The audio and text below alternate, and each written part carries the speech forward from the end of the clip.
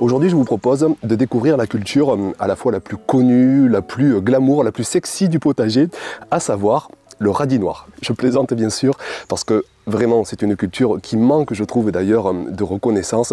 On va essayer de voir d'ailleurs dans cette vidéo qu'on peut vraiment s'en régaler. J'ai préparé quelques recettes qu'on va déguster ensemble, à la fois du radis noir que j'ai cuisiné en carpaccio, que j'ai cuisiné en râpé, parce qu'on peut vraiment s'en régaler déjà cru. Mais on va voir aussi que le radis noir, on peut s'en régaler après cuisson. On verra ça à la fin de la vidéo. Dans un premier temps, ce que je vous propose, eh bien, c'est de retracer rapidement à la fois l'itinéraire, comment je suis arrivé aujourd'hui à de tels résultats. On parlera des clés de fertilité aussi pour vraiment bien réussir le radis noir. Donc concernant l'itinéraire, on a ici affaire vraiment à une culture d'hiver qu'on va devoir en fait semer, planter à partir du plein été, sous les climats les plus frais. On peut commencer à semer la culture à partir du mois de juillet. Et puis sous les climats plus chauds, plus doux, plus au sud comme le mien, on va patienter parce que la culture déteste vraiment l'excès de sec, l'excès de chaleur. Donc moi ici, si je pars du semis de la graine, je vais semer que à partir de mi-août. Et puis l'autre solution, ça va être de partir à partir de petits plants. Moi par exemple, au mois d'août, je pars souvent quelques jours en vacances et j'aime bien quand je reviens aller directement me dépanner de petits plants de radis noir, que ce soit chez un petit producteur, en jardinerie. Vous en trouvez et vous implantez ça donc sur votre parcelle. Donc pour l'implantation, pour le semis, on va semer une graine tous les 2, 3, 4 cm et puis si tout germe, on laissera une graine tous les 7, 8 cm. Et puis pour l'implantation à partir de plants, on va disposer nos mottes tout simplement. Je vous ai montré ça d'ailleurs fin août, avec des mottes disposées tous les 8-10 cm sur un bon sol. C'est l'occasion d'ailleurs de reparler de ce sol, toujours prioriser toutes les clés de fertilité, notamment la décompaction, le côté meuble du sol, parce que c'est une culture en terre, une culture racine, et il faut vraiment avoir un sol bien meuble. Donc si vous ressentez la moindre compaction, parce qu'il a trop plu, parce qu'il a manqué de paillage, parce que vous manquez de sable grossier, moi c'est ce qui m'arrive souvent ici, vous passez un petit coup de croc, de râteau, de grelinette, de motoculteur pour ceux qui veulent faire ça avec un engin à moteur. Moi je trouve ça un petit peu trop brutal, donc j'aime bien juste faire à la grelinette. Donc vous avez une belle décompaction, un sol bien riche aussi. Évitez par contre l'excès d'azote.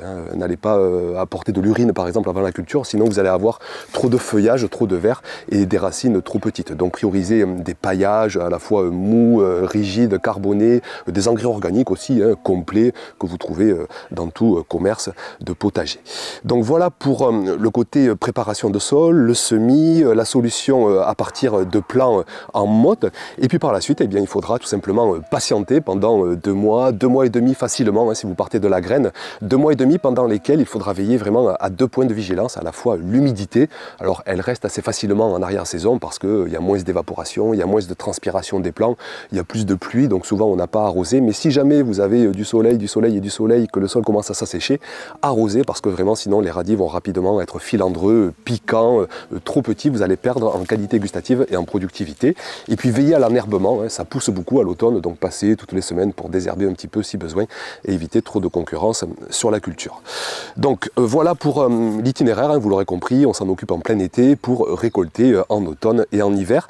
L'occasion d'ailleurs de vous reparler des récoltes, c'est très intéressant avec cette culture parce que ça se conserve très bien en terre. Moi par exemple ici avec cet itinéraire de fin août, je vais pouvoir récolter depuis cette début mi-octobre jusqu'au mois de janvier, du moment que je n'ai pas de gros gel en dessous de moins 5 degrés, que je n'ai pas de rongeurs, je peux laisser les radis noirs en terre et les prélever au fil de nos besoins et s'en régaler donc au fil de cet automne et de cet hiver.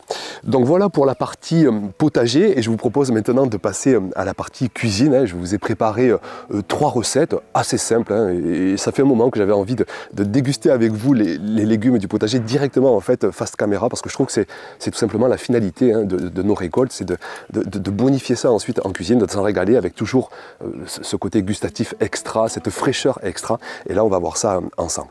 Donc, première recette, c'est en carpaccio. Vous coupez des fines lamelles. J'ai rajouté des fines lamelles de betterave parce qu'on a d'autres récoltes en ce moment au potager. Les carottes, les laitues, les blettes, les betteraves, donc les navets, les radis. Enfin, ça continue vraiment à produire. C'est ça qui est génial au potager. On peut vraiment récolter quasiment toute l'année. Donc, on revient à notre sujet. J'ai rajouté aussi des pommes. J'ai rajouté des noix de cajou que j'ai brisées. J'ai fait revenir ça 2-3 minutes à la poêle pour avoir un côté un petit peu croquant. Et puis une vinaigrette, un petit peu de citron aussi. Donc on se retrouve avec cette chair blanche, mais ce sont donc des radis noirs.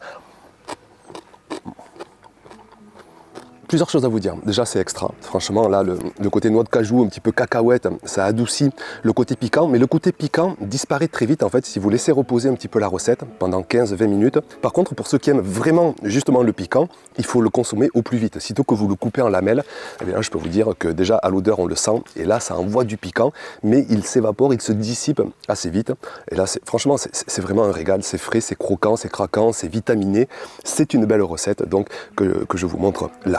La deuxième recette qu'on préfère encore plus parce que je trouve qu'elle garde encore plus de jus, la consistance est super, donc cette fois-ci c'est en râpé. J'ai apporté là aussi quelques morceaux de pommes et puis une bonne vinaigrette avec cette fois-ci un petit peu de miel pour adoucir là aussi le côté piquant de ces radis noirs. Et franchement, alors ça c'est vraiment une recette qu'on adore, ça fait plusieurs fois que je la fais. Franchement, mettez-le au programme pour la saison prochaine.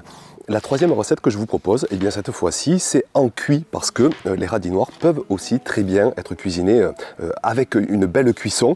Donc je vous montre rapidement là aussi les images. J'épluche. Alors je vous rappelle, vous pouvez éventuellement laisser la peau pour ces recettes cuites, si vous aimez ça par chez vous, mais nettoyez bien dans ce cas-là vraiment votre récolte et vous ajoutez une belle vinaigrette. J'ai rajouté aussi une branche de thym citron que j'ai mis sur le dessus pour continuer de parfumer.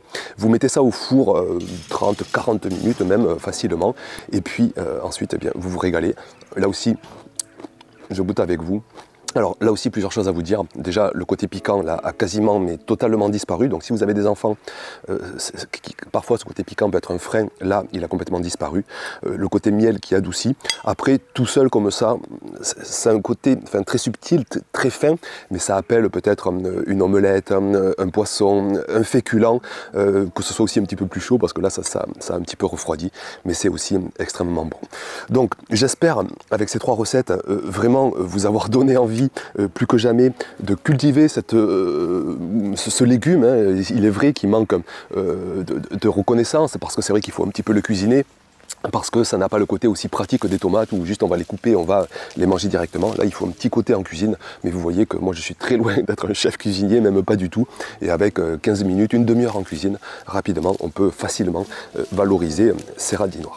Donc pour ceux qui ont déjà cultivé du radis noir, n'hésitez pas dans les commentaires à partager votre expérience, vos connaissances avec cette culture. Et puis voilà pour tout ce que j'avais à vous dire. Merci d'être passé par ici, et puis à très vite pour une prochaine vidéo. Ciao!